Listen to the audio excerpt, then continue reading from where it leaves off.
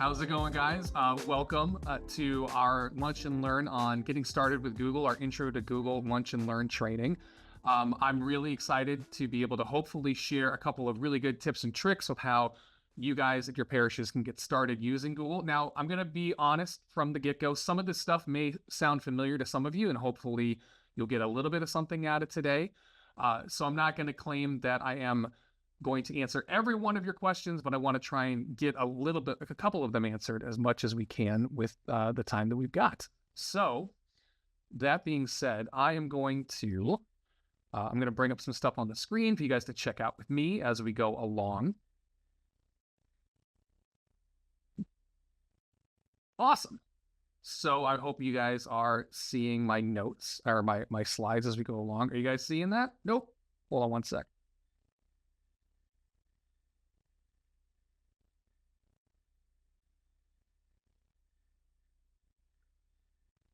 There we go. 1 second with that.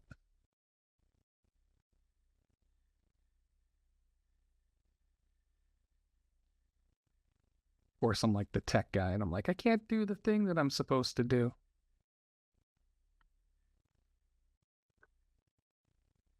I'm using too many monitors. I got too fancy.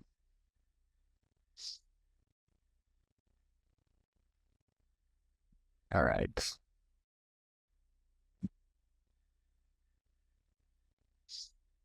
All right, so you guys should be able to see it now. Perfect. All right.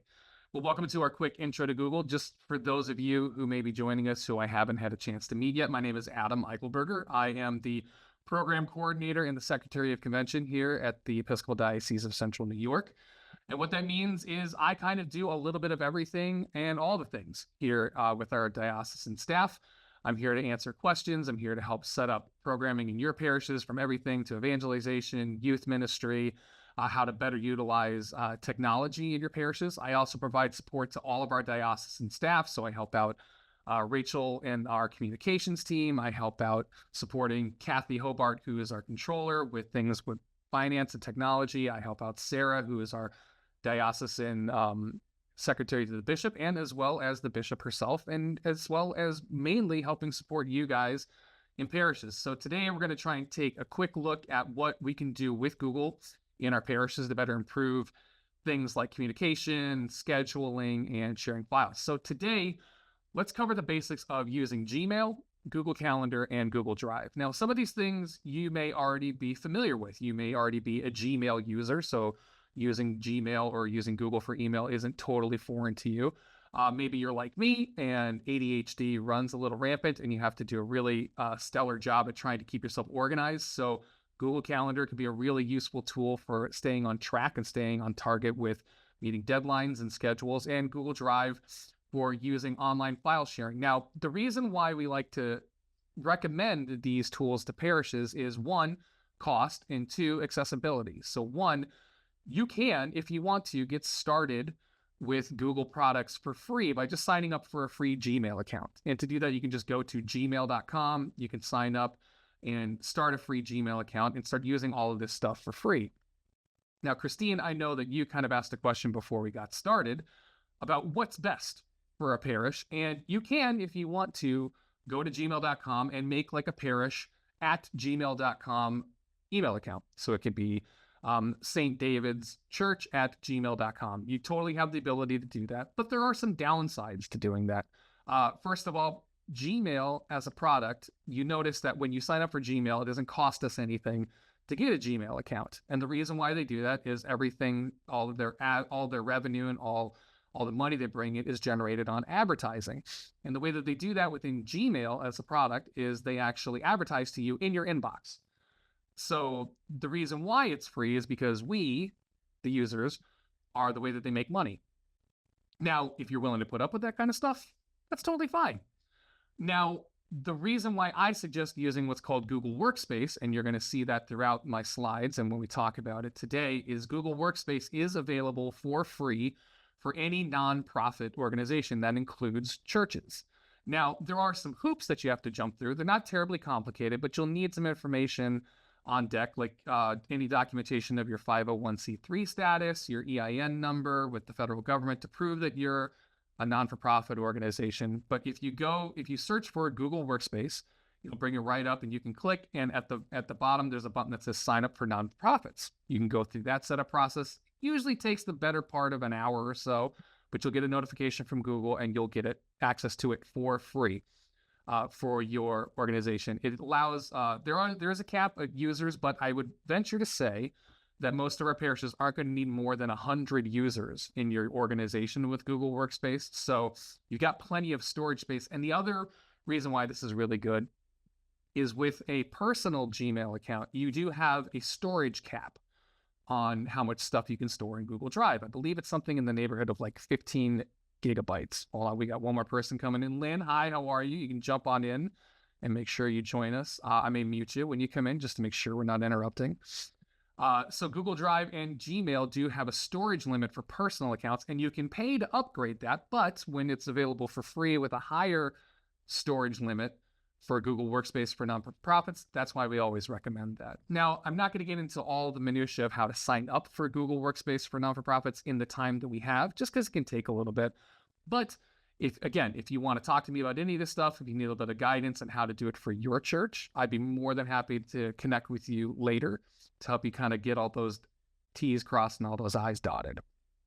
So there's definitely pros and cons, but we definitely recommend using Google Workspace for non-for-profits. All right. So now that I got my preamble out of the way, two little housekeeping things. We will have time for discussion and talking with one another as we go on. If you do have questions, if you use the chat feature here in Zoom, you can actually go into the chat box and ask a question. And what I would ask is if you just label it as questions, so like write question and then whatever your question is, or even just drop the letter Q at the front of it. That way I know what to go back and look for when it's time for Q&A. And that also, if there's going to be background noise or stuff going on, or if you're multitasking, because I know we all have a lot to do, and even though it's our lunch, we may have work that we got to get done. Just make sure you're courteous of everyone who's here and use the mute feature if you know there's going to be background noise. All right. So let's start talking about Gmail. So Gmail is just the name that's given to email provided by Google. Now, in the business world, they'll call it like email by Google, but Gmail is just going to be the term that we use for how we talk about email through Google. So let's talk about what we can do with it. Learning how to use Gmail and access it not only through your browser, but also on a smartphone or a device. Sending email and managing your Gmail conversations.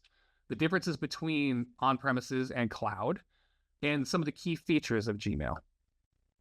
So Gmail allows us to do what basically any email platform has been able to do since the beginning of email, which is send, receive, and organize our messages. One of the benefits, though, of using Gmail as your email provider is the ability to search. It has a really great ability to drill deep into looking for the things that may be important to you. Let's say you were having a conversation with somebody about an upcoming vestry meeting, or you were discussing something with your finance committee about a specific purchase that you're needing to make. You can literally go into your Gmail inbox and search for a particular word that you remember from somebody, and it can drill up all of that information to the top for you. A lot of email providers, like even things, I'm an Apple diehard. I worked for Apple for 8 years in my career. I love how easily everything works with Apple products, but the Apple Mail app isn't great. So this is kind of jumping ahead a little bit, but like if you're going to use Gmail on a smart device, like a phone or a tablet, my recommendation personally is that you use the Gmail app for that device. So if you have an Android device or if you have an Apple iPhone, go into the App Store, go into the Google Play Store and actually download the Gmail app. You can log into that using the Google Workspace login that you create. The other benefit, I forgot to say this, of using Google Workspace is creating a branded email account. So one of the things you could do, instead of it being St. David's Parish at gmail.com, you could say St. David's Clinton, or you could say office at stdavidsclinton.com. You can use it as a way to kind of brand your parish. It gives you a little bit more professional look to how you communicate with others via email. And that's really handy. And the other reason we like to recommend that too is because we all know that sometimes office staffs or people who have access to different tools change over time. So we recommend creating this as something for your parish with a password that maybe more than one person has access to. So that way, when somebody on your staff retires or decides to leave the organization, the email doesn't also go along with them, because there's nothing worse than being the somebody who comes in new to a parish and needing to access the email address, but Jane took it with her when she left. And now you got to track her down and get the password and make sure you get into the inbox. And there's all kinds of things that could be in that inbox that maybe you didn't want to have access to. Obviously, integration with Google Workspace is great. It integrates fully with their full suite of apps, including Google Drive, scheduling and calendar, chat, etc. Built-in security and intelligence. One of the great things about Gmail is from the outside, it has great security. So all of the data that's coming in through your Gmail inbox is secure, and a lot of great productivity features too. So really quickly, I'm going to actually stop what I'm showing you guys right now. I'm going to have you guys take a look at my Gmail inbox. So I'm going to bring mine up right here for you. And you're going to notice I may turn my head a little bit because I have a second screen. That's not because I don't like it. It's just because I'm focusing in on what I'm showing you. So you're going to see right here on your screen, you should be able to see my inbox. Now, I'm going to admit that I'm going to do something. I'm going to show you something that's pretty unrealistic for many of us, which is I have a pretty empty inbox. And that's the way that I prefer to do it. I like to try and strive from a productivity standpoint every day of getting to what's called inbox zero. And that's one of the great tools of Gmail, is helping you kind of keep the things that are important at the top of your list or the top of your inbox, but also helping you have ways to organize what's in your inbox. So you'll see I have a recent email between myself and several members of our Pride committee, because Pride is coming up in a couple weeks and we were doing some planning, and this is an email that came up between us about some planning that we need to do. So you're going to see right here, if I actually click right here on the message that I'm showing you currently, it's actually going to take me into an entire conversation. And that's one of the great things that Gmail does, is because Google is constantly learning and evolving, it tries to view things or show things to us as users that make sense from a conversational perspective. I don't know if any of you guys ever at any other point in your career track used Outlook.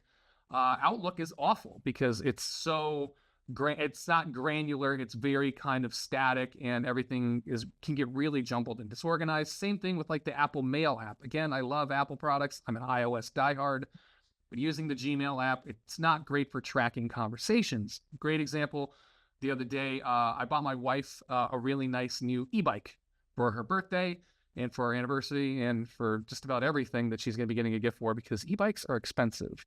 But she went out for a ride on it. She got about 15 miles into her first ride, and as she was coming up our street, the pedal broke off.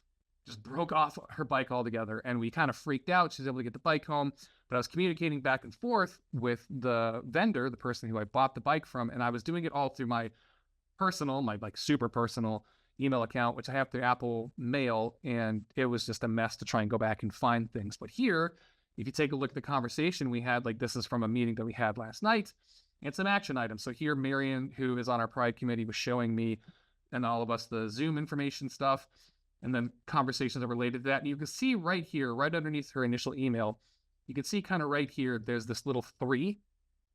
If you click on that, that's going to expand out the conversation, and you can see what people were saying in this particular thread. Again, like a conversation, the way that you and I function. And you can go back and, so like Joanna here made a follow-up email about some planning that we're doing for Pride liturgy. I'm going to go back to my inbox, and this is showing you the message that I have from her. And you'll see over here on the left-hand side, I've created these things called labels. And the way that Gmail addresses organizing my email is by using things called labels. Now, in all reality, this is kind of a fancy way to call things folders, but there's some really great stuff that I can do with this. I can move it out of my inbox, or I can tag it as something to keep it in my inbox and kind of keep it top of my priority list.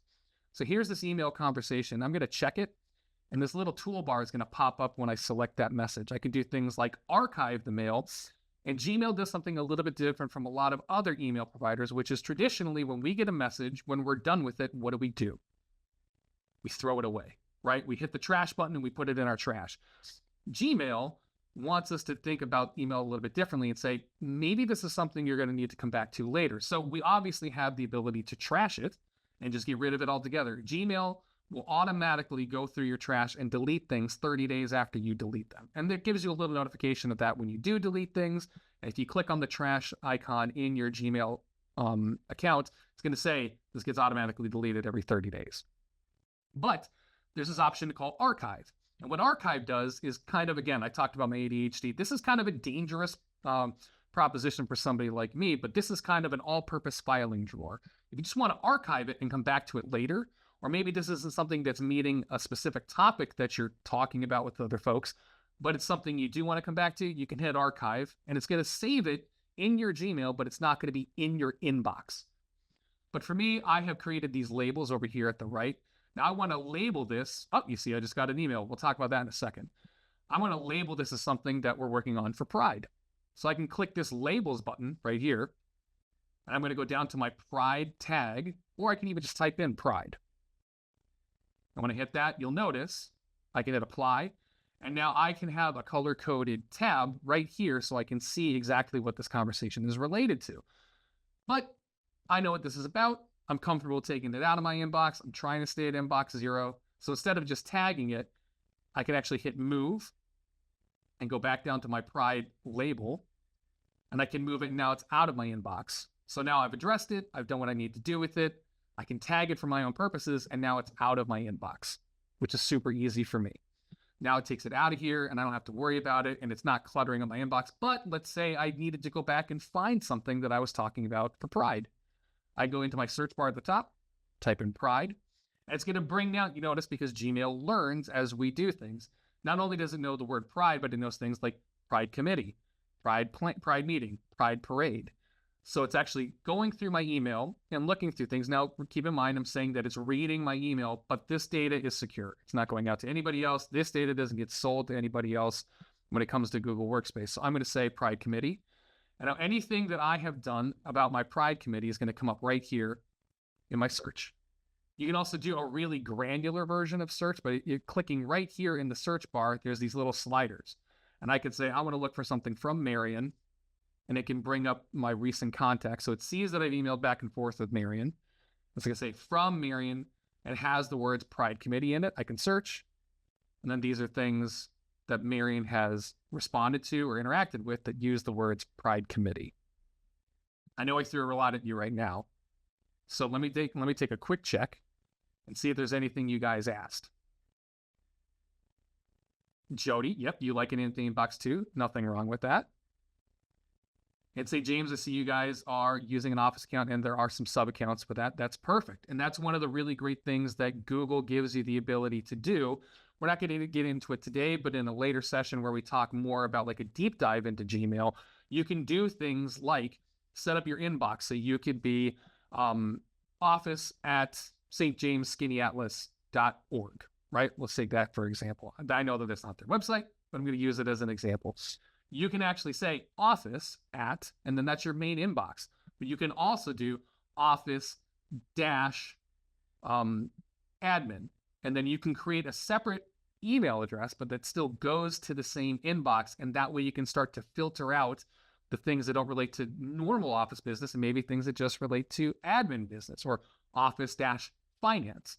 This can become really helpful if maybe it's just one of you doing the work of many people, because I know in a lot of our parishes, it's one person working in an office, but they're wearing a lot of different hats. Gmail gives you the ability to create alias emails with your one email address so you can wear all those hats. But in Google Workspace, you can also assign users. So let's say you guys bring on a new priest to your parish. You guys do your search, you bring in a new priest who is a half-time priest, but they need an email account for the parish. You can easily go into Google Workspace's admin panel and within a couple seconds have a parish email account all ready to go for your new rector. It's really easy to do that stuff in Gmail. Lynn, great question. Does a folder equal a label? Yes and no. It does. It gives us the ability to move things out of our inbox, so it's not necessarily a distraction, but it is also a way to kind of quickly tag things. Now, I like to do things with mine like color coding. So let me bring you guys back to my inbox really quick. And you'll see over here on my left-hand side, a lot of mine I like to label because that way for me, because I see something shiny or bright, it can draw my attention right to the label. So I have different colors for things like are important. I have as orange. These things I want to do as a follow-up, I label as red. Things that maybe I'm not going to say are less important, but aren't as high up on the priority list, I won't give numbers because, excuse me, Gmail, when you create labels, likes to alphabetize them. So these things that are important or things that I need to follow up on, I will add to the label as 1 or 2 so that it's first thing in my labels box. Make sense? So I know that I kind of talked about organization a little bit, but let's talk about how we actually use Gmail. So you notice you have a compose button right here at the upper left-hand side. You click that up, and it's going to bring up a new Gmail message in your browser window. So again, I am using Google Chrome. It's what we recommend for using Gmail because it just plays nicer with Google products. If you're a Mac user and you use things like Safari, or you can even use more open source browsers like Firefox, you can absolutely feel free to do that. But because Google and Gmail play nicely together, you can use one login and you're logged into everything through your browser. So I've already set up a signature in my email. I can show you guys how to do that in just a second, but easy peasy. We have a brand new message. If this window is too small for you and you want a little bit more space while you're composing, up here in the right-hand corner, obviously you can close it. You can minimize it if you need to focus on something else, or this arrow will actually pop it out to a full screen view. So you have a little bit larger canvas for composing your message. You can type in somebody's email address manually, or for example, I know Rachel and I have been emailing recently. I can automatically bring it up because it's an email that Gmail's detected in my inbox. I can say comms update. I can write her a message. And it's all ready to go. Now, when I want to send this, obviously just hit send. It's going to send it right now. But let's say you're trying to be mindful. You know that maybe somebody's in the middle of working on something, or maybe this is something that you thought of right now, but this isn't something that somebody needs to actually know about until tomorrow or later in the week. Right next to the send option is schedule. It actually will bring up a little box, a dialog box that allows you to schedule an email to send at a later time. You can choose these suggested ones that Gmail comes up with, or if you click pick time, you can actually pick a day, pick a time, and schedule it to send that way. This is really helpful if maybe you're not quite ready to do things like on a MailChimp. Like let's say you're not emailing 200 people with your parish about something that's coming up for an event. Let's say you need to schedule an email that's going out to vestry members. You can add all of your vestry to your Google Contacts. You can set up a send, and then this can send the email to them in 2 days. Why would you want to do this instead of sending it right now? Well, there's nothing wrong with clicking send and then hitting send and it going to their inboxes. But sometimes, as we all know, email messages can kind of wind up getting lost in the shuffle. So the send feature, the send later feature, is a great way to make sure that it hits top of inbox for somebody as you're thinking about when they'll need it. You can do stuff like this as well with like your social media. Like if you use Facebook, you can schedule posts for Facebook for times where you know people are going to see it. It's the same kind of idea, but with Gmail. I saw a question come up, so let me get to that really quick. Do all users have to have Gmail accounts? That's a great question. Not necessarily. Like if you're going to email with people who don't have Gmail accounts, no, absolutely not. You can email anybody with any kind of email provider. When using Google Groups, like you can create groups within Google, sometimes those things play a little bit nicer. When you sign up for Google Workspace, there's a thing called the admin panel, which is admin.google.com, and you can actually set up mailing lists for your organization. So instead of just making a Google group in your contacts, you can go in and create longer listservs for things. And that way, like if you wanted to make an email address, and it could be St. James-vestry at stjamesparish.org, you could make that email address, and it functions as what's called a listserv. So it's just one email address, you're emailing everybody on it. But it may be a little bit easier for you if you just want to make a group of people. But hold on, I'm getting ahead of myself. So I'm going to not schedule this send. I want to send Rachel this message. I'm going to go ahead and hit send. And I realized, oh my gosh, there was a typo in this. I don't want to send it to her. You notice right down here in the left-hand corner, it gives me the option to undo. Now, I waited too long, and now Rachel's going to get this email from me and say, why did Adam just send me that? So let me show you a little tip right here in Gmail. Under the gear, which is your settings, you can go to see all. And there is an option for undo send. If you keep scrolling down, you can do things like you can set up your out of office, you can set up your signature. And you notice right here in the general tab under settings, it gives me undo send. I like to set this to longer. I thought I had set it up before we started, but I can set it to 30 seconds. So I'm going to say save changes. I'm going to compose.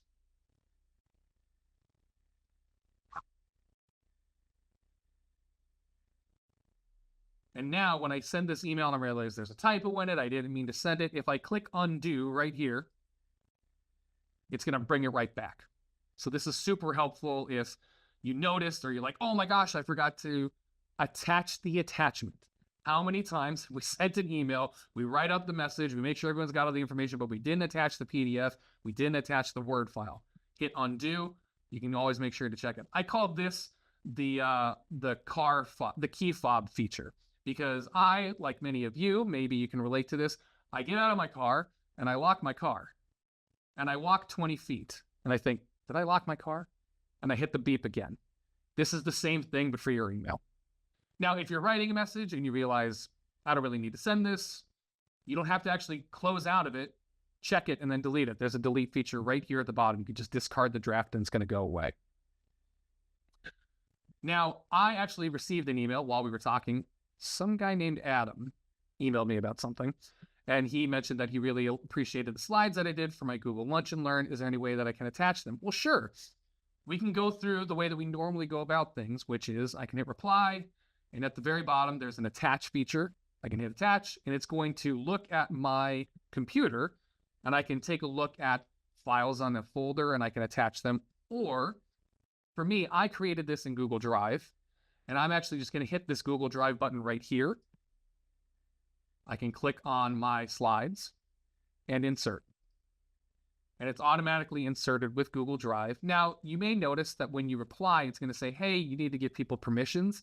This is just to make sure that people who are what Google calls outside of your organization have the ability to see the thing that you're sending them. So if I hit send, here it's saying, who do I want to share it with? I'm sharing it with just Adam. I'm giving Adam the ability to be what's called a viewer, which means they can just look at the slides. A commenter, which is really helpful when, let's say you're working on a document for something for your parish and you want people's input, but you're very nervous that they're going to delete something important. Commenter status lets them look at the document, and we're going to talk about this in Drive in a second, but then they can make suggestions but not delete things, or an editor, which means they have full access to the document. Adam's going to be a viewer. I'm also going to say I can allow anyone with link access to view, or I can say don't give access. So Adam gets to see this as a viewer, and I'm going to send. Now for us, because we have workspace set up, it's saying, hey, just so you know, this is an address outside of your organization. Are you sure? This is just Gmail trying to play it safe. I'm going to say share anyway. It's going to process, and there it goes. So Adam now gets an email with that slide deck that I'm showing you guys here today attached to it, and Adam has the ability to look at the slides and go through them and can actually save them if they want to directly to their computer if they want.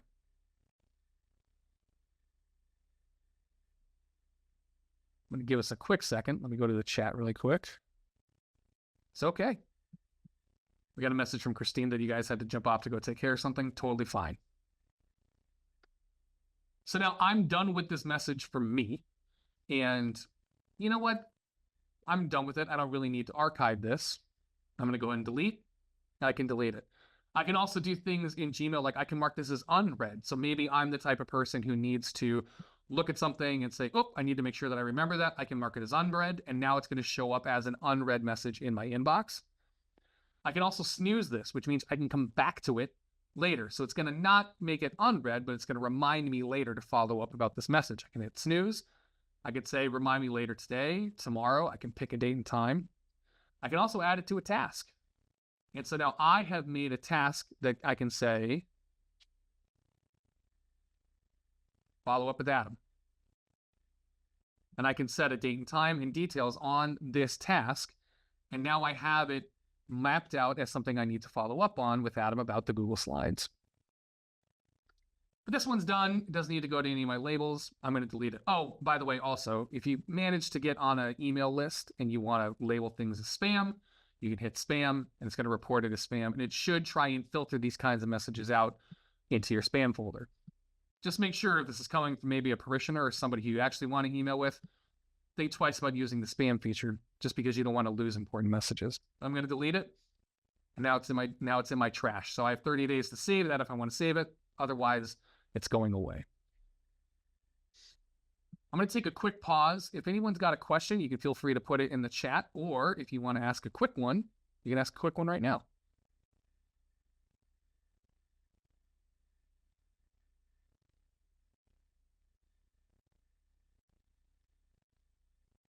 All right.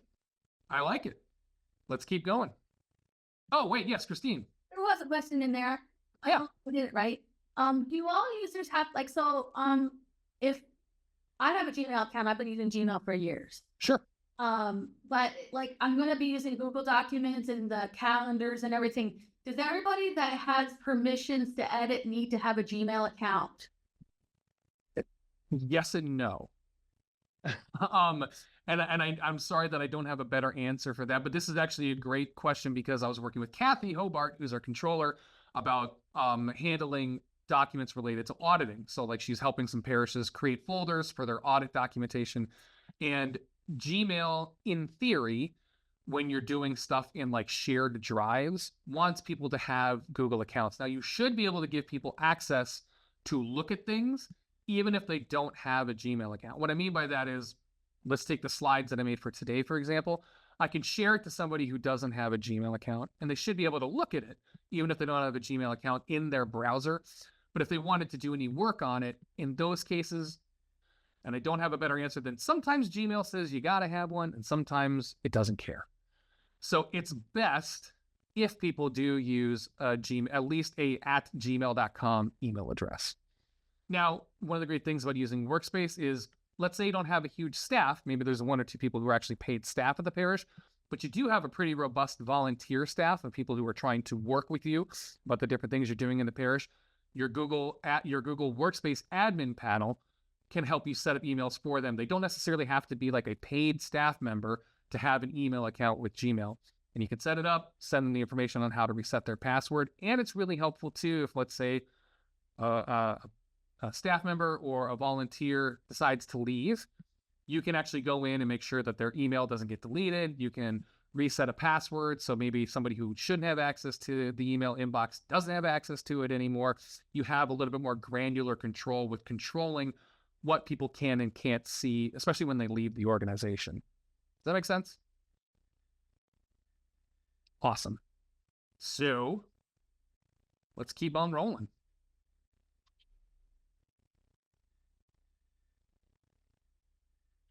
Next, let's talk about Google Calendar. Now, I know that it may seem super boring to talk about calendar together, but surprisingly enough, this can be super helpful for parishes trying to organize what they're doing in their parish. So let's talk about, you know what? Hold on one second. If I can, I'm going to stop for just a second. And I wanted to share with you guys because I'm showing you how to do things on a desktop browser. But what if you have a smartphone and you want to access all the stuff that we were just looking at on your phone? Well, funny enough, I can show you. So what you should see on your screen right now is actually what is on my iPhone right now. I've got my iPhone connected and you're looking at my iPhone's home screen. Hopefully I shouldn't get any text messages or anything like from my kids about how they're having a bad day or anything like that. But if there's interruptions, I apologize. So I actually have a widget on my iPhone set up for my Gmail inbox. If I tap my profile picture, it's going to bring up my Gmail. Now you notice it's rewarding me for saying you're all done. And I've got everything out of my inbox. I'm at inbox 0. Again, if I want to compose, most of, if not all of the same features that you just saw in Gmail on your browser are also available specifically through the Gmail app. So things like you can set your out of office hours through the Gmail app. You can set your vacation responder through the Gmail app. Your signature will carry over from Gmail through the browser also onto your phone.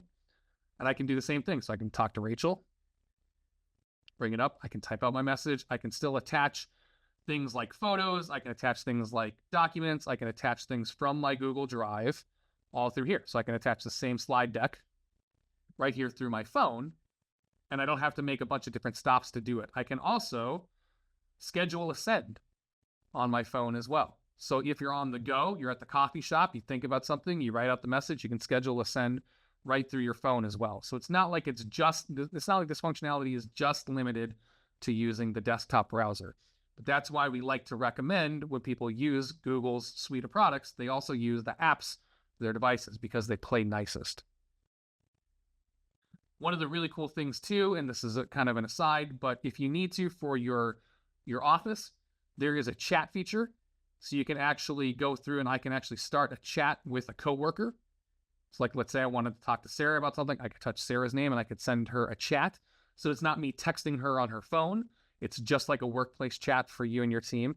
You also, if finances can be a little bit tight in a parish and you don't want to pay for a Zoom account, it actually links directly into Google Meet, and you can actually host meetings and do video calls directly through Google Meet in the Gmail app. These all used to have different apps, and you can still find separate apps for these on the respective App Store and Play Store, but they're trying to kind of migrate them all into one location. But Google Meet is great because it lets you host meetings. You can host meetings with up to 100 participants. You can record, you can share screens, but it doesn't cost money like a Zoom account can. Just as a helpful aside.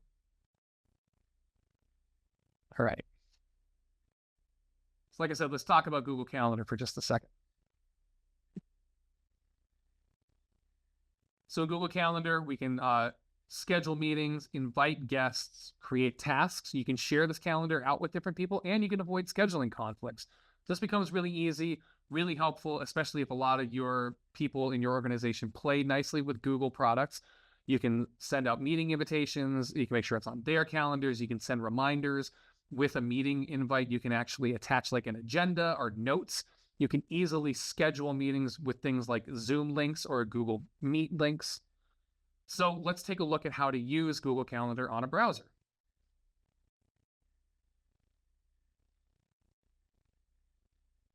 So you're going to see in my open tab, this is my Episcopal Diocese email account, and this is my Google Calendar account. So I've got a couple of things. You'll notice I have color-coded calendars, just like many of us do. This is our staff calendar, so we know what's going on. It's like when people are out of office, when we have staff meetings. Mine is in blue, so I can color code with the things that I'm working on. I can also do things like Google automatically will do things like if it sees in your contacts that you have people's birthdays in, it's going to try and add them. Sometimes that's great. Sometimes that's a little annoying. You can disable that or enable it just by clicking a box. So like right here, I have this birthday section. I can check. Doesn't look like I have any birthdays in my calendar because none of them are popping up. I can also do things like add US holidays. And if you really want to get granular into it and you're like a really big liturgical nerd, you can find Google Calendars that you can subscribe to that'll do things like label your calendar in Google Calendar with what Sunday in the liturgical calendar it is, what feasts of important saints are coming up, et cetera, et cetera. So you'll know on your Sunday calendar that this is the X Sunday after Pentecost, or this is the X Sunday of Advent. So you can see that stuff actually in your parish's Google Calendar. So in the viewer, I have a quick view of a month view. Right here, I prefer mine in a week view when I'm looking at it, but up at the very top, I can choose, don't want to look at my day, a week view, a month. If I really want to scare myself, I can look at things as a year view. That's way too much data for me. I can also outline things in a schedule if I like things in kind of more of a list. And I never figured out why Google does this, but sometimes it shows you a 4-day view. You can choose 4 days. For me, it just makes sense to do week. I'm going to go back to my week view. It's also showing me things like this is how much time I have in meetings and like my insights. I can search for people in my organization that I want to schedule a meeting with, but let's just get into the easy part. Let's say I have a vestry meeting coming up, and it's going to be next Tuesday from 7 until 9 in the parish hall, right? I can actually just click and drag, and it's going to block out a time from 7 to 9. It's going to bring up this little window for the details. So I'm going to say vestry meeting. Now, if I want to get very basic information, I can do that here, but I always recommend click on more options. It's going to load a new page, but now you can really drill down into what it is you want guests to know. So one of the things I always love to do is say, you are going to get a notification about this thing happening 1 hour before it starts. So that way on everyone's phone, they get a ding reminding them, hey, you have a vestry meeting coming up. Make sure you show up. You can also add things like a location. So I'm going to add my home parish, Grace Syracuse. And now it'll actually add Google Maps directions to this calendar event. So let's say people may not know where they're going. It's going to automatically bring up the Google Maps location, and you can hit that on your smartphone and get driving directions, or just so you kind of know where it is. I can also show my visibility. I can add this to a different calendar. So for example, the way this may work in your parish, you may have your user. Obviously, I don't have control over Bishop Didi's calendar, but I do have like a master calendar. This is like maybe our parish's master calendar. I can add that to the master calendar so people can see what's coming up. And it's really great because these kinds of calendars can be public facing. You can easily publish this as a list on your website. I will leave the disclaimer that Google Calendar on websites sometimes can play a little funky. Sometimes it doesn't always look or operate as great as we want it to, but it's better than a lot of alternatives. You can also leave notes for the meeting here. You can create meeting notes. I can attach a document. So like, let's say I wanted to attach an agenda. I can go into my Google Drive, and let's say this document right here is my agenda for the meeting. I can insert it, and now it's actually attached into the Google invite, the Google Calendar invite. And then obviously, most importantly, I can say, who are the guests to my meeting? Well, Rachel's going to come, and Sarah's going to be there. And I'm also going to add Megan because, you know, she's the canon, so that's important. I can also allow some guests to modify the event so they can make changes to it. It's also if you, as you set up your Google Calendar and you get everyone's schedules in Google Calendar, it can do this really great feature which says suggest times, which means as people go into their Google Calendar account and say, hey, these are the hours I'm working, or these are the hours I'm free, these are the hours I'm busy, Google Calendar can go in, read people's calendars, and then make a suggestion for you as to when this meeting should be. So it's really easy for scheduling purposes. Now, the last thing that I like to use that's really helpful is I want to add a video conference. I can actually click add video conferencing. It's going to by default try and ask me to use Google Meet because it's built into Gmail, but Google has a really great, basically internal app store of add-ons and plugins you can add, and I've already added my Zoom. So I can click here and add Zoom. And instead of having to go to zoom.us and log in or open the Zoom app and create a meeting, it's automatically generated a Zoom meeting for me. And all the invitation information is going to be in this calendar event so that when I hit save, it's going to send that information directly to everybody. So not only are they going to have an event on their calendar telling them when this thing is, if they can't meet it, if they can't come to the meeting, they can open up their calendar, one tap the link to Zoom, and it's going to automatically open the Zoom call for them. I can tell you how helpful this is for me because last night, like I said, we had a Pride Committee meeting. I wasn't able to be there because it was my daughter's first lacrosse game of the year, but I was able to call in. So I was able to sit on the sideline, open my phone, hit the link to Zoom in my Google Calendar app, and it brought me right into Zoom, and I was able to take a look. I was able to listen in and have a conversation with everybody on the committee through Google Calendar. The other thing that could be helpful for you, let's say you guys are really on top of your stuff and you do a vestry meeting every month. You can actually go in and say, I want to repeat this meeting. I could say it's weekly on a Tuesday. Maybe it's monthly on the third Tuesday of every month. Maybe I want to come in and custom create a repeat. So maybe I say it's every 2 months on Tuesday night. I can come in and say custom, and I can set how often it repeats. So that way it's automatically on your calendar. And when you add people to the meeting, it's automatically going to add it onto their calendar as a recurring event. And anytime people can actually RSVP directly to the meeting through Google Calendar. So let's say Christine can't make the next vestry meeting. When she gets that invite, she can actually decline. And that way you know that, hey, Christine's not going to be in this meeting with this one, but she will be in the next. Now, I actually don't need this because it's not real. I'm going to click it. It's going to ask, do I want to discard any changes? Thankfully, Google's really good about trying to be like, hey, you're about to close something and you're going to lose this. Are you sure you want to do that? I want to hit discard, and it's going to be off my calendar. Now, I did see that there was a question, I think. How would you break down the individual meeting rooms within the building? So this can be kind of tricky with a free Gmail account. Free Gmail accounts don't let you do that kind of a deep drill into meeting spaces, but what I can show you is this. And if you give me 1 second, because I'm going to log into my admin account.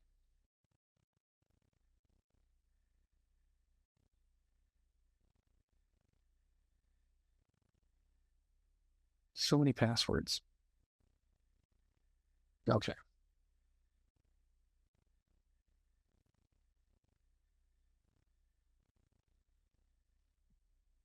So in my Google admin account, so this is our admin page for everybody in our diocesan staff email group, I can do things like in my directory, I can create users, I can create groups, I can also create buildings and resources. So let's say you in a parish, so you've signed up for Google Workspace, you've got your account set up, you're in the admin panel. The admin panel, if you wanted to bookmark it, is admin.google.com, which is right up there in the URL bar. You can create different rooms and resources. So here, let's take an overview of ours. I can see resource management, room insights, etc. So if I wanted to make new ones, I could go in and make new ones. Now, because I have a certain amount of access, I don't have total access to our admin page, but let's say I wanted to add a building. I'm going to add a building. I can add the building data, and I'm going to call this diocesan offices.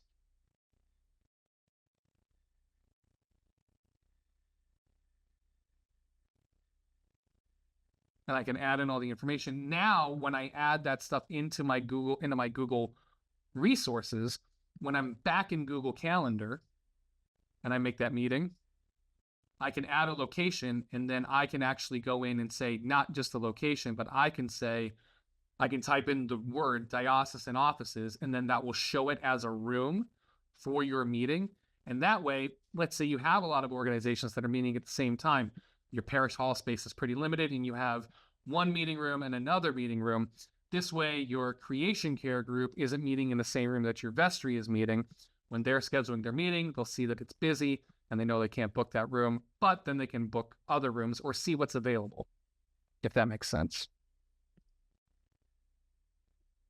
And because I wanted to show you guys what was going on my phone before, I'm going to show you what happens when you use Google Calendar on your phone. So similarly, I don't have the app on my home screen, but I do have the widget right in the very front, and I can tap it, or I can just go to my phone and look for the Google Calendar app. You'll notice it has a slightly different, snazzier interface when you use the Google Calendar app. So every week, Bishop does coffee with the bishop on Facebook.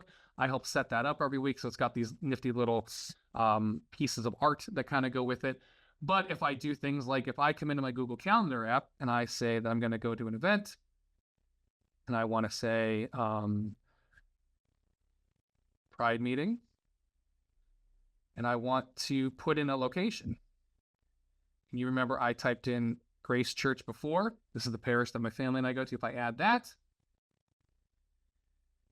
and save it, you'll now notice if you look at the meeting on my calendar, it has taken Google data that it has found from Google Maps and Google Insights and actually added, instead of just a cartoon in the background, it's actually added a picture of the front of Grace. So now I actually know what to look for when I go to that place. And similarly, if I want this off my calendar, I can hit delete. I'm sure. Now it's off my calendar. So one of the things to keep in mind when you make changes in different Google products is sometimes the sync time for things between Gmail and the Google app, or Gmail or Google Calendar and the calendar app on your desktop browser, there can be a lag. So don't be surprised if you make a change and it doesn't show up for a minute, 2 minutes, 5 minutes. It all kind of depends on connectivity. Christine, you're right. Google is Big Brother. They are looking at everything. That's how they operate. And so the last thing I wanted to kind of talk about, and again, this is going to be kind of more of an overview, but I want to try and do a couple of tips and tricks for you guys for today, is how to use Google Drive.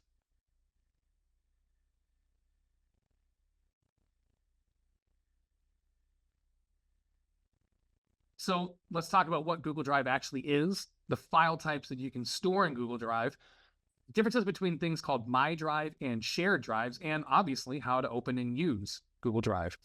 So Google Drive is a cloud-based hard drive. So you on your computer have a hard drive inside of your computer, and that holds everything that you have on your computer. All the Word documents, PowerPoints, PDFs, pictures, videos, everything is stored on the hard drive of your computer. Keeping in mind, and I'm going to give you inside baseball terms, the hard drive is not the memory of your computer. but it's the things that your computer remembers. So it's the things that you're looking for on the computer. Your memory is actually how quickly your computer can access that information. So when you talk about upgrading memory, you're not actually upgrading storage, you're upgrading how fast your computer can find the information and bring it to you. That's why that the acronym for memory is RAM, Random Access Memory. So that's what RAM is, that's memory. Hard drive is storage. So this is basically online storage. This is a way for you to find all the things that you're looking for. And this is really helpful because I can't be everywhere all at once. I have yet to figure out how to bilocate, and I can't give everybody all the things that I have all the time. And my Mac has also not figured out how to bilocate. But the things that I make on Google Drive can be available everywhere, and it's super secure. So let's take a look at what Google Drive actually looks like for me.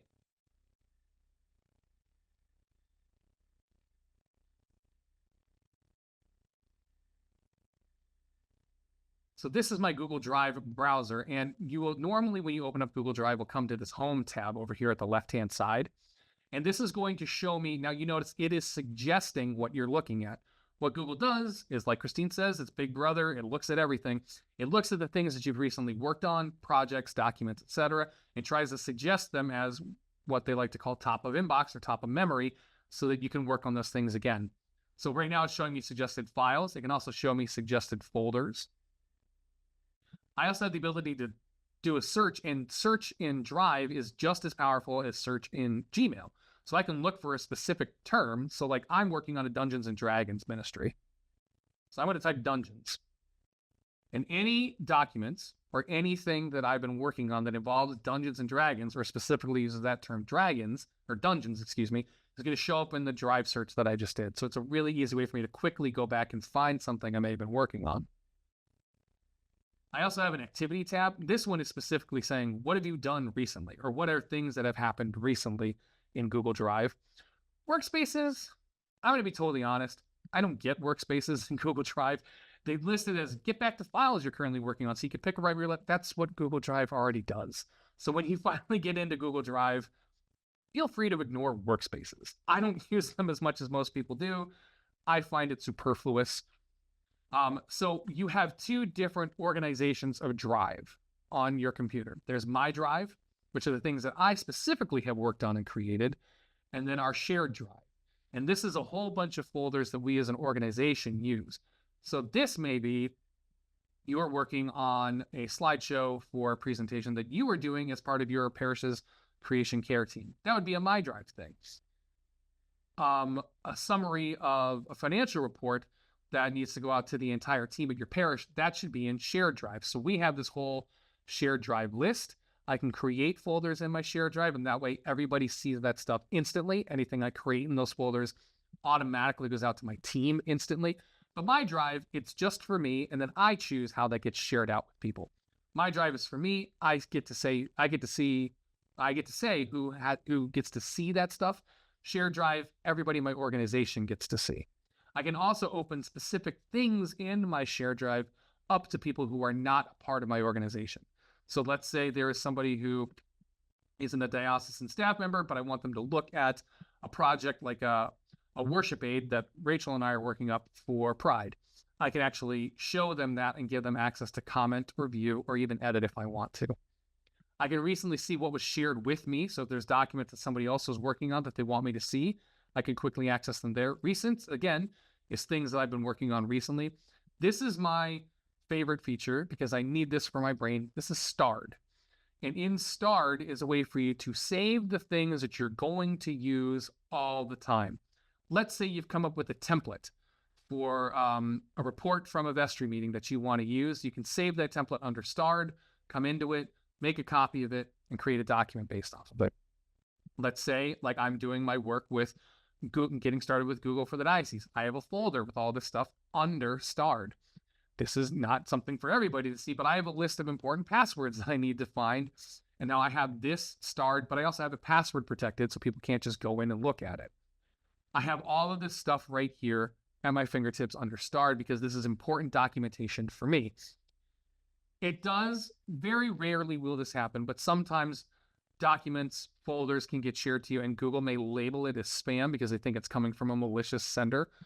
If you think it may have gone there, this is where you'll find it. Very similarly to the spam inbox you have. Obviously, you have trash. Just like before, anything that gets moved in here will be deleted after 30 days. So remember, if you delete that PDF, you delete that slideshow, you have 30 days to get it out of here. Otherwise, it's gone for good. And it's going to show you how much storage you actually have. So we have, as an organization, used about 10.5 gigs of storage. Oh, sorry, that's my storage, excuse me. But if you see down here at the bottom, it's showing me how much we as an organization have used, about 667 gigabytes of storage out of 100 terabytes, which is a lot. If you need to use more than 100 terabytes as an organization, you're doing something wrong with how you guys store and share files. That's way, way, way too much. But let's get into the basics of what you can do in Drive. If you click on New, it's going to give me the ability to make a folder. That's going to be just a folder for me. I can upload something I've already worked on, like a file from my Mac. I can upload directly to here. I can upload a whole folder's worth of data. So let's say I've got 2 slideshows, 2 PDFs, and a Word document. I can upload those directly through here too. I can also create a Google Doc. Google Doc is their version of saying Word, Microsoft Word. Google Sheets, it's their version of saying Excel. Slides is their version of, you guessed it, PowerPoint. Forms are great. And I want you guys to embrace using Google Forms at parishes simply because it's a really easy way to collect and organize information from people in and outside of your organization. And it's free. There's a lot of other great forms resources out there that maybe look a little nicer or maybe a little bit more shiny or pretty, but they don't play as nicely with Google Forms and they cost money. I came from a place before I came to the diocese that used a service called FormStack. FormStack plays really nicely when you're building out a website and it looks a little shinier and pretty than a regular Google form. Integrating it back into our Google Drive stuff was a nightmare. So I highly, highly recommend if you're going to do any kind of form stuff, people are signing up for events, you want to easily get somebody's data because they're a new parishioner, whatever you can think of for a form, you can use it in Google Forms, and I highly, highly recommend that. And there's a bunch more stuff that you can use. Google Drawings, My Maps, which you really won't use that much. This one, I wouldn't necessarily recommend it if you're building a parish website, but you have the ability to make websites in what's called Google Sites. You can build a really rudimentary, basic, but usable website for your parish in Google Sites. But this is really good to make like what I would call internal websites. So you want to make sites that are inside information for people who are staff, volunteers, vestry, whoever, and hosting documents on those pages, but they aren't necessarily things that need to be public facing on your parish website that everyone's going to see. Google Sites is really good for that because it creates a URL that you can easily share out, and it looks really good on people's phones, on people's tablets, on people's computers, wherever they're using it. So like, let's say I wanted to talk, Christine, you were talking about doing some documentation for your parish. Let's say I want to start a document. I just click on Docs and it's going to open up a basic Word document. One of the really nice things about Google Docs is it does tend to play well with Microsoft Word. Let's say you wrote me a Word document and you want me to use it, but you also want me to add it to my Google Drive. I can add it, and when you add a Word document to your Google Drive, it's going to detect it and say, hey, because usually a Word document has a suffix of .doc or .docx. It's going to look at that and say, hey, this may be a Word document. Do you want to convert this to Google Docs so it's easier to use? One click, it automatically creates a copy as a Google Doc, and then you can easily manipulate that inside of Google Docs. But let's say I have... And it goes the other way too. Exactly. Which is great for me because I like my Word to make things pretty. So. And some people are that way. So like, let's say, for example, I wrote this little paragraph about what's going on with the Lunch and Learn. I want to share that with Christine, but I want to attach it to an email as a Word document. I can actually go to File. I can say Email. I can email it as a file. I can also share it directly to her from Google Docs. I can also download it as a specific file type. So I can come in here and I can choose a Word doc. I can choose an open document format if they're a very big nerd and they use things like OpenOffice on their browser, rich text, PDF. If you want to generate it as an EPUB, so you're going to open it up in a publishing document like Microsoft Publisher or Pages on a Mac, you can export it to those file types as well. So it has backwards, if you want to call it backwards, it has backwards compatibility for things like Microsoft Word. So these things don't get lost in the shuffle. I can easily go in and I can do all kinds of text formatting, just like you would in a Word document. So like, let's say I want to make that a heading. Right there in my toolbar, I have bold. I can actually choose how I want to like align it. I can choose my different headings, the subtitles. Like, let's say I want to make this a heading. Now it's a heading, and now it will actually paginate that for me when I'm creating a document. So if I make that a heading, I could actually choose to view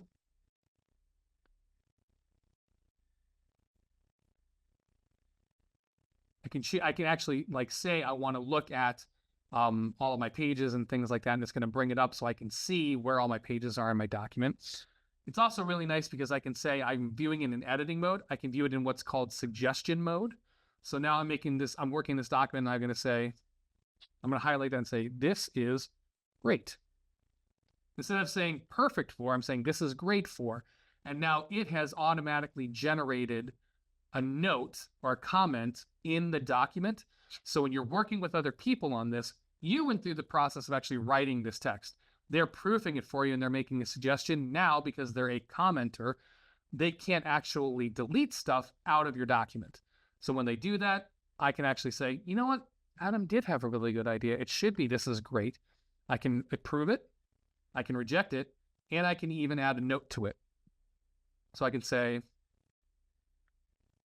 looks good, reply, accept it. And so now this document is changed with the changes that they've made, and then they get a notification in Google Drive saying, hey, Adam said that this was a good idea. Let's change it to this.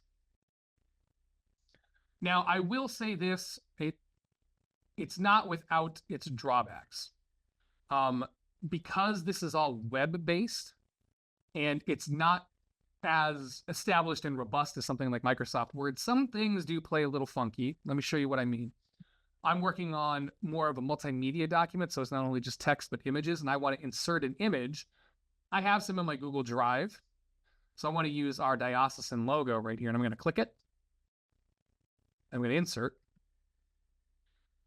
And resizing and repositioning can sometimes be a real pain. There's not a great way to do this outside of wrapping text, and it's not going to look perfect.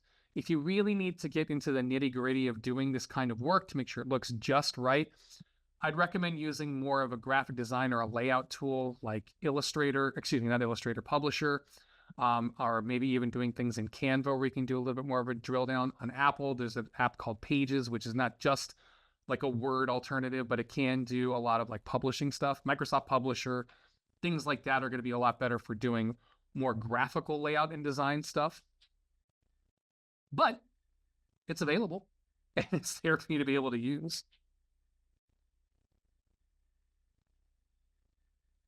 Found it's better to download from Google Docs, work on it, and then upload it again. Just seems to format better on my end. And there's nothing wrong with that.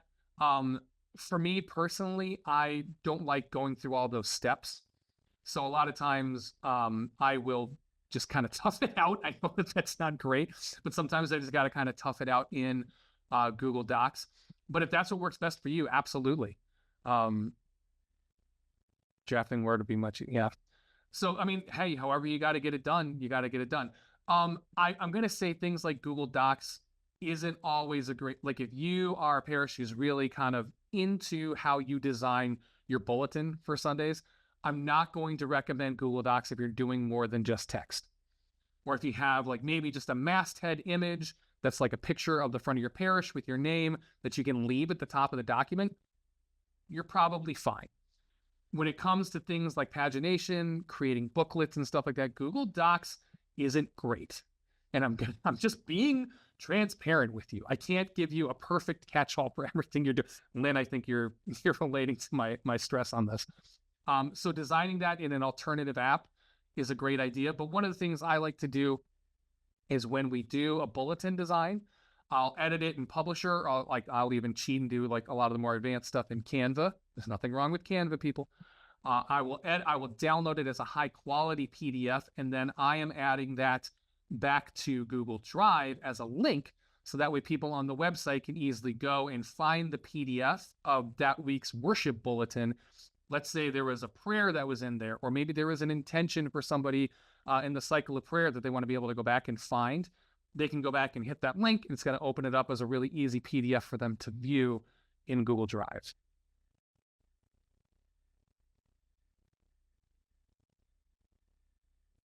All right, let's see.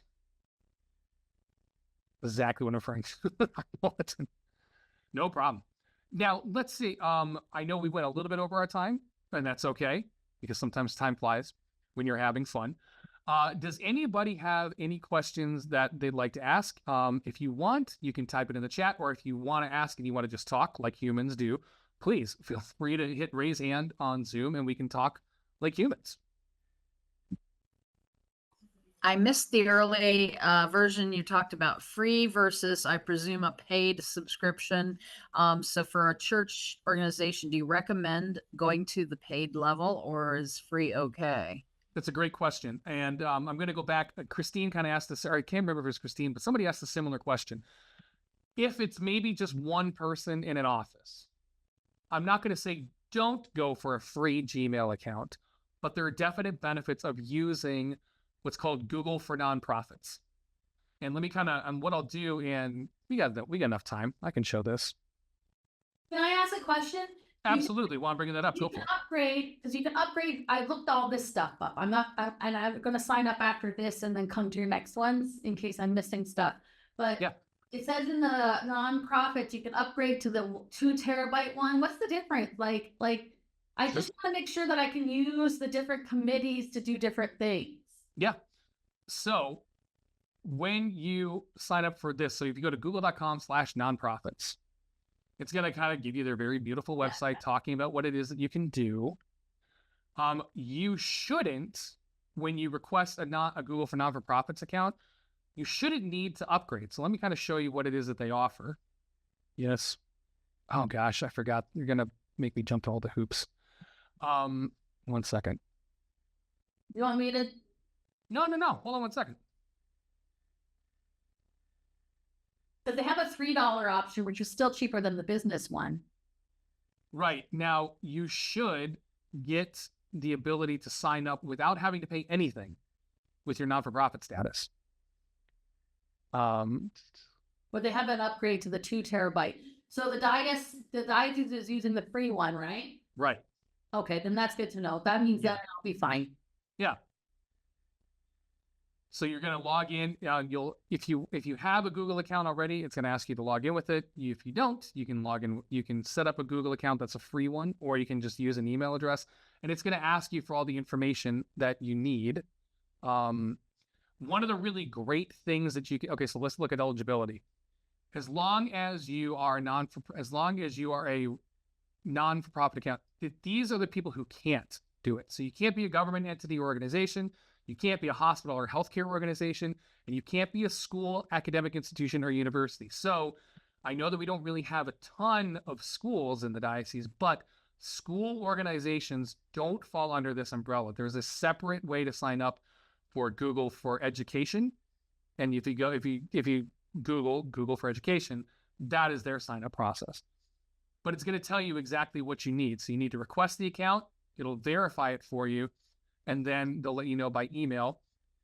You're going to need things like your 501c3 documentation, but the basic tier, let me show you the pricing.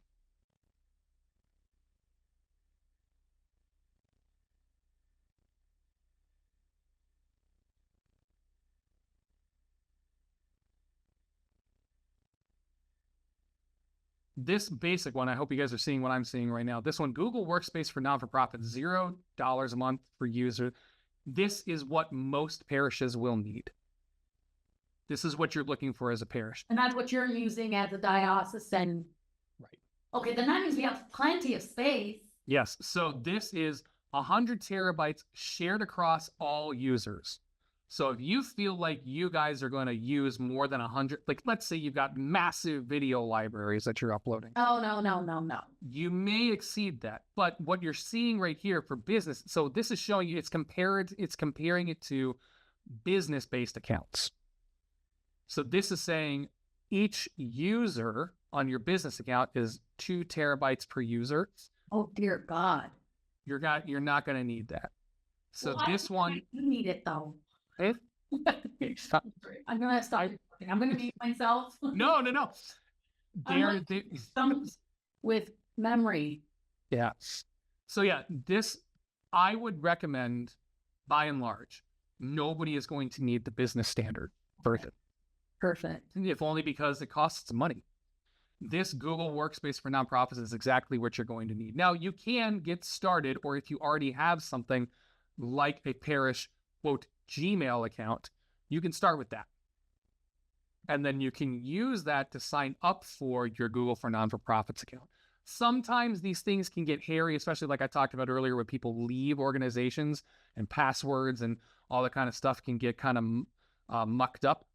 So what I would recommend doing is, if you're considering using Gmail for Google Workspace for your parish, do it as something separate from somebody else's email, and make sure, maybe I would say like a vestry member, like your warden, has the password for that master Google account. So that way, when Denise, who is the parish administrator, decides it's time to retire or takes another job or falls and hurts themselves and can't do the job anymore, or whatever the circumstances may be, whoever was setting all this stuff up, make sure that way there's continuity. You know what I mean? Also, and I don't say this, Christine, please don't get mad at me. Please don't leave the login information in the hands of your rector or parish priest. Because I understand, because also with that, these kinds of things can change. And also it should be something that's controlled by the people who have regular access to it. Are you mad at me, Christine? No, it's just that I'm the one who set it all up. I have a Google, I set up a Google account for the church already because Right. I know the benefits of having Google. Mhm. And the secretary has that password, but so do I, because I need to use it. For setting, I have to be the one to set it up. So I'm the one that knows how to do this, but then I'm trying to get everybody to do our passwords through the office. And getting the buy-in on that is often frustrating. Yeah. But Adam's a bad one, gonna win. And the one thing I would recommend, this is unrelated to Google stuff, but investing in a good password manager for your office. So there's plenty of resources, like there's one that I use called 1Password. It's the number 1, the word password, all is one word. And this is an online, secure, cloud-based way to manage passwords for an individual or organizations. Because, and I'm not trying to make anybody feel bad, but if you or your organization has passwords written down on sticky notes that are on the bottom or the side of a computer monitor, if it is in a notebook or on a notepad in the drawer of a desk somewhere, if it is printed out on a sheet and tacked to a bulletin board somewhere, anybody can find access to those things. I can tell you firsthand, a friend of mine working at a parish before I started working at the diocese, they had a sticky note on a second monitor. So you'll see right over here, I'm going to aim my camera. I have a second monitor right here next to me, right? They were doing a Zoom call just like this. And they were talking with some folks about something. This is during COVID. And they were talking with some folks about something.